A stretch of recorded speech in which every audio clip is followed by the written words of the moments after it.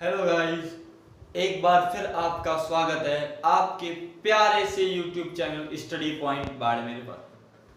हम लोगों ने शुरुआत की थी प्रकाश चैप्टर से, लाइट से, जिसके 3 लेक्चर हम हो चुके हैं। आज है लेक्चर नंबर 4। 3 लेक्चर्स में हम लोग परावर्तन तक की बात की थी हम लोगों ने, ध्यान रखना। और आज भी हम बात करेंगे परावर्तन के बारे में, और आज उस परावर्तन के टॉपिक को आगे बढ़ाएंगे। लास्ट लेक्चर में हम लोगों ने क्या किया था? परावर्तन को समझा था, परावर्तन के नियम हम लोगों ने देख लिए थे, और परावर्तन के प्रकार हम लोगों ने देख लिए थे। कितने प्रकार का था मैंने आपको बताया था? नियमित परावर्तन और विसरित परावर्तन, या इसको कहते हैं अनियमित परावर्तन। ये हम लोग कर चुके हैं ना बच्चों। अब देखो, नियमित परावर्तन की बात करूं तो मैंने आपको क्या बताया था कि अगर समांतर आपतित किरणें हैं, टकराने के बाद भी आपस में क्या है? समांतर है। विसरित में क्या है? अगर समांतर आपतित किरणें हैं, टकराने के बाद क्या होती है? ये फैल जाती है। ये कैसा परावर्तन है? विसरित है। ये हमने बात की थी। और ध्यान रखना, इसमें भी I बराबर R होता है, इसमें भी I बराबर R होता है। ध्यान रखना, परावर्तन के नियमों का पालन प्रत्येक प्रकार के परावर्तन में होता है, चाहे वो नियमित हो, चाहे वो विसरित हो, किसी भी प्रकार का। तो ध्यान रखना, ये हम लोग कल कर चुके हैं, मैंने वापस रिवाइज करवाया। आज हम बात करेंगे, थोड़ा सा आगे बढ़ेंगे, समतल दर्पण से प्रतिबिंब का निर्माण। ध्यान रखना, आज हम बात करेंगे कि समतल दर्पण से प्रतिबिंब का निर्माण।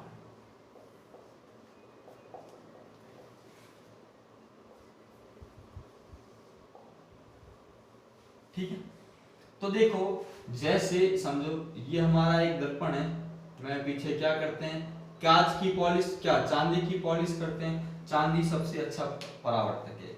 एक सतह पर हमने क्या कर दिया? दर्पण को ऐसे रख दिया।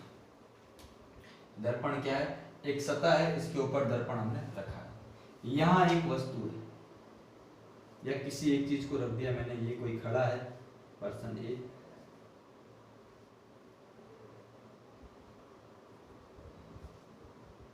ठीक है, हमने ऐसे ही बनता है फोटो। अब ध्यान रखना, ये है, ये इसका प्रतिबिंब बनेगा यहाँ पे। ये है बिंब। प्रतिबिंब कहाँ बनता है? दर्पण के पीछे। ठीक है, तो यहाँ बन गया ये प्रतिबिंब। इधर बनाता हूं मैं प्रतिबिंब।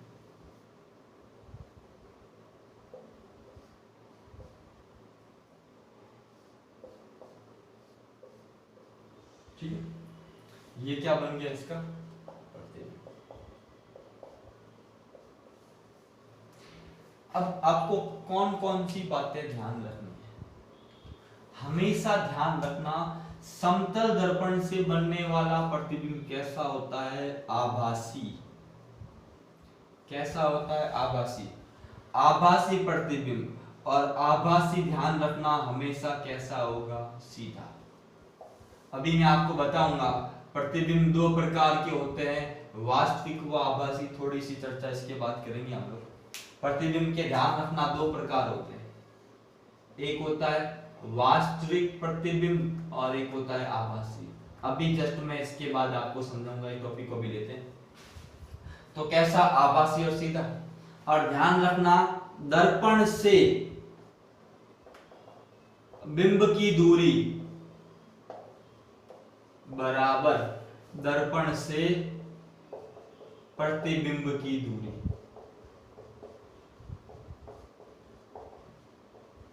मतलब ये जो दूरी है और ये दूरी आपस में क्या है? बराबर। आपने देखा कांच में, अगर आप कांच से जितना दूर जाते हैं प्रतिबिंब उतना दूर जाता है।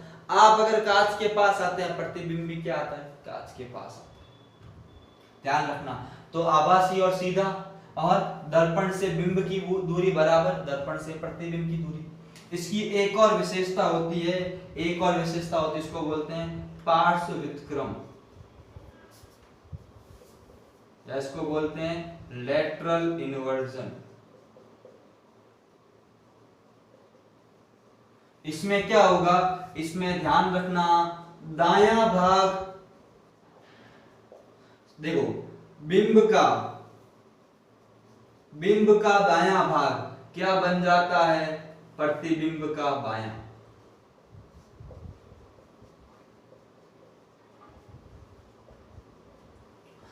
बिंब का दायां भाग प्रतिबिंब का क्या बन जाता है, बायां भाग। और ध्यान रखना बिंब का बायां भाग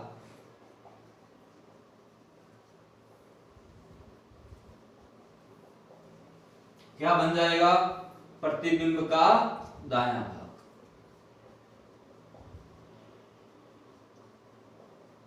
मतलब मैं खड़ा हूं, मैंने अगर ये हाथ ऊपर किया है, सीधा हाथ ये वाला, तो प्रतिबिंब में क्या होगा, इधर वाला हाथ हमको दिखेगा। दोनों एक दूसरे का व्युत्क्रम, दायां क्या बन जाता है बायां, और बायां क्या बन जाता है दायां।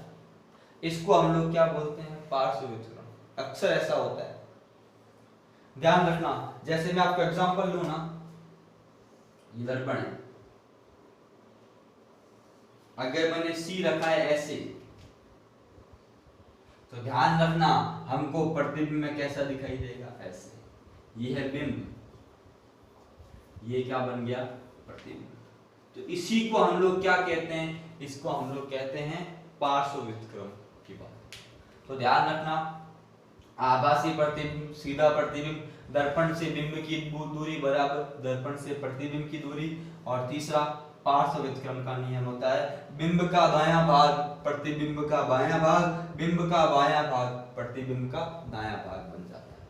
और ये चीज इसको इस तरह से हम देखते हैं, सी इधर था, ये ऐसे था, और यहाँ पे कैसा बन गया, उल्टा बन गया, ध्यान रखना। तो आप इसको एक बार स्क्रीनशॉट ले लें।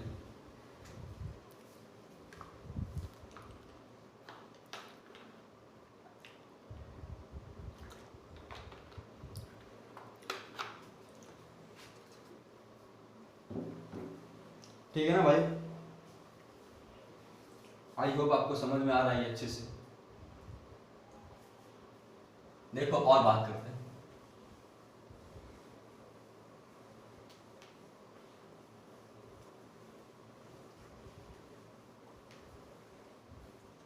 एक सवाल पूछते हैं कि समतल दर्पण में व्यक्ति को अपना पूर्ण प्रतिबिंब प्राप्त करना हो तो दर्पण की ऊंचाई कितनी होनी चाहिए। ध्यान रखना, समतल दर्पण में वस्तु के पूर्ण प्रतिबिंब, पूर्ण आकार के प्रतिबिंब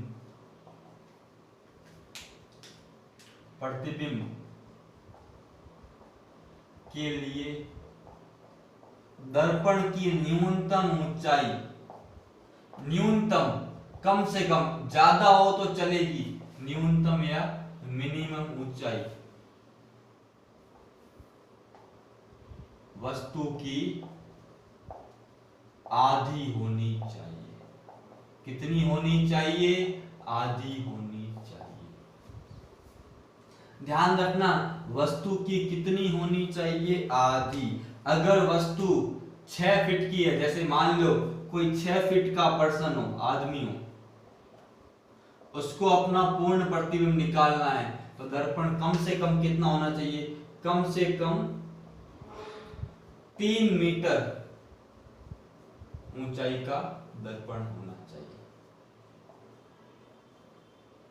3 फीट, कितना, 3 फीट ऊंचाई का दर्पण। ये 6 फीट है तो कम से कम 3 फीट। ध्यान रखना, यह चीज आपको नोट में, सवाल में सीधा बहुत बार बहुत सारे एग्जाम में पूछा हुआ है, चाहे वो कांस्टेबल हो या एलडीसी हो या पटवार हो, तो ये आपको ध्यान रखना है, ध्यान रखना। तो 6 फीट का आदमी हो, कम से कम कितनी, 3 फीट ऊंचाई का दर्पण होना चाहिए। ये इंपॉर्टेंट चीज आपको ध्यान रखनी है, पता होना चाहिए। तो अगर किसी व्यक्ति को अपना पूर्ण प्रतिबिंब चाहिए तो दर्पण कम से कम उसकी ऊंचाई का आधा तो होना ही चाहिए। अगर आधा नहीं होगा, समतल दर्पण की बात कर रहा हूं, अगर आधा नहीं होगा तो उसका पूर्ण प्रतिबिंब कभी भी उसको प्राप्त नहीं होगा। तो बच्चों, भाइयों, समझ में आ रहा होगा आपको अच्छे से, तो नोट कर लें ये पॉइंट।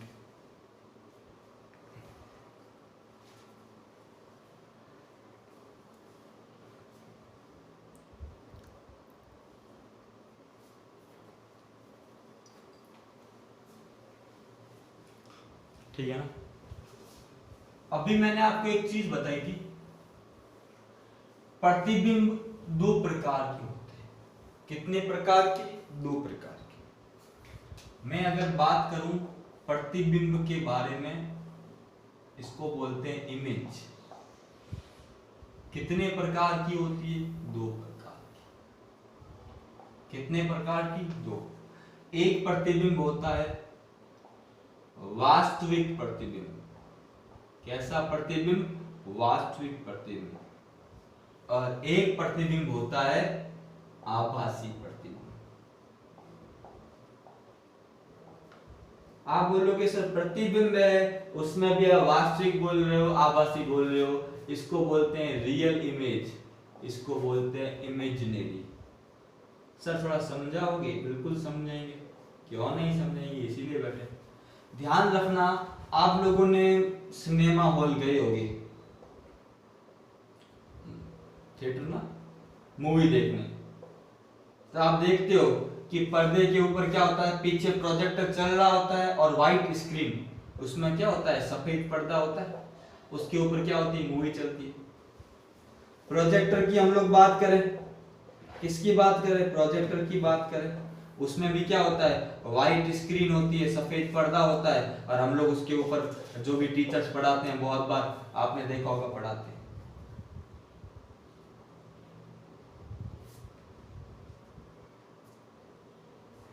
ठीक है ना, तो सफेद पर्दा या प्रोजेक्टर, ठीक है ना। तो ये जो इमेज होती है इसको क्या बोलते हैं, वास्तविक। और ये जो दूसरी जो होती है इसको आभासी, या इसको इमेजिनरी भी कहते हैं, या इसको वर्चुअल भी कहते हैं। बहुत जगह पे वर्ड मिलता है वर्चुअल, ध्यान रखना, कंफ्यूज नहीं होना है। बहुत सारे बोलेंगे सर वर्चुअल नहीं बताया, वर्चुअल भी बोलते हैं। तो ध्यान रखना कि ये जो बन रहा है ना पर्दे के ऊपर, इसको हम लोग क्या कहते हैं, इसको हम वास्तविक कहते हैं। क्या कहते हैं इसको, वास्तविक। तो ध्यान रखना कि ऐसा प्रतिबिंब जिसे पर्दे पर प्राप्त किया जा सके, परिभाषा क्या बनेगी, ऐसा प्रतिबिंब जिसे पर्दे पर प्राप्त किया जा सके, जिसे पर्दे पर प्राप्त किया जा सके, उसे वास्तविक प्रतिबिंब कहते हैं। उसे वास्तविक प्रतिबिंब कहते हैं। ऐसा प्रतिबिंब जिसे पर्दे पर प्राप्त किया जा सके, उसे वास्तविक प्रतिबिंब कहते हैं। ऐसी इमेज जो हमको पर्दे पर मिले उसे हम लोग क्या कहते हैं, वास्तविक प्रतिबिंब। और ऐसा प्रतिबिंब, ऐसा प्रतिबिंब जिसे पर्दे पर प्राप्त न किया जा सके, जिसे पर्दे पर प्राप्त न किया जा सके, उसे हम लोग क्या कहते हैं, आभासी प्रतिबिंब कहते हैं। क्या कहते हैं, आभासी प्रतिबिंब। ध्यान रखना। तो जो प्रोजेक्टर वगैरह की बात होती है ना, वहां वास्तविक होता है, और हम जो समतल दर्पण से देखते हैं वो कैसा होता है, आभासी। ध्यान रखना, वास्तविक प्रतिबिंब हमेशा कैसा बनेगा, उल्टा। फिक्स है, ये हमेशा कैसा बनेगा, उल्टा। और ध्यान रखना, आभासी हमेशा कैसा बनेगा, सीधा। जहां आपको लगे प्रतिबिंब वास्तविक है, आंख बंद करके क्या कर देना, ऊंधा कर देना। अब आगे और समझाऊंगा जब दर्पण कराऊंगा, उत्तल अवतल। और ये कैसा होता है, सीधा। और ध्यान रखना, अगर हमारे पास समतल दर्पण हो, कैसा दर्पण, समतल दर्पण हो, तो हमेशा कैसा प्रतिबिंब बनेगा, आभासी। कैसा बनेगा, आभासी। और ध्यान रखना, अगर उत्तल दर्पण हो, अब क्या होता है बताऊंगा आगे, उत्तल दर्पण हो तब कैसा बनता है, आभासी।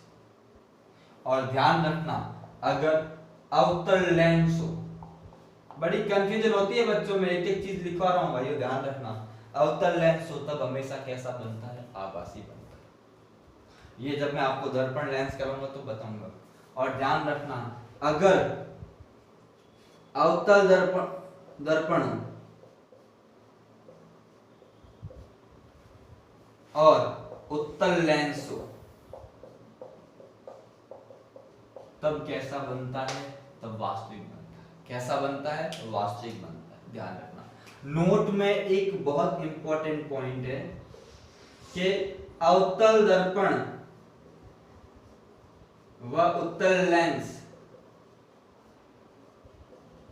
से एक विशेष स्थिति में आभासी प्रतिबिंब भी प्राप्त कर सकते हैं। बहुत इंपॉर्टेंट पॉइंट है।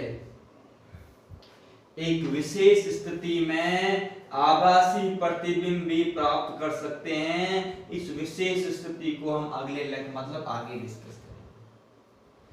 अवतल दर्पण उत्तल लेंस से कैसा बनता है, वास्तविक बनता है।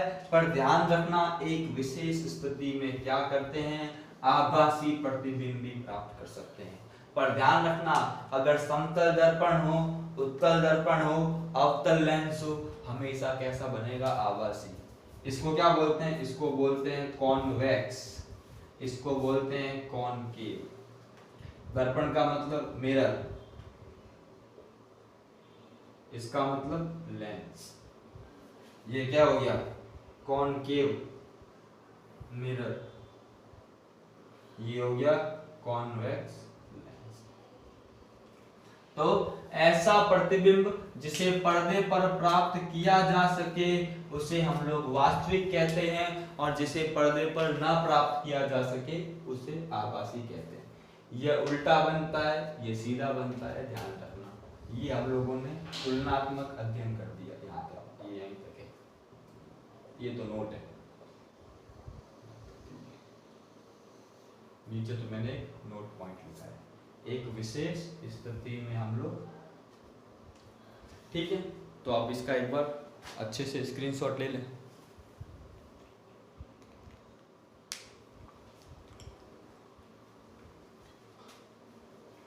तो भाइयों, आई थिंक चीज आपको समझ में आ रही है, फील करने की कोशिश करो, बड़ी आसान है।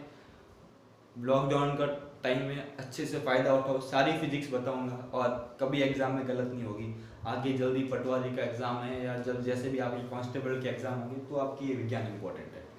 अगला टॉपिक होगा वो होगा हमारा गोलीय दर्पण। कौन से दर्पण, गोलीय दर्पण।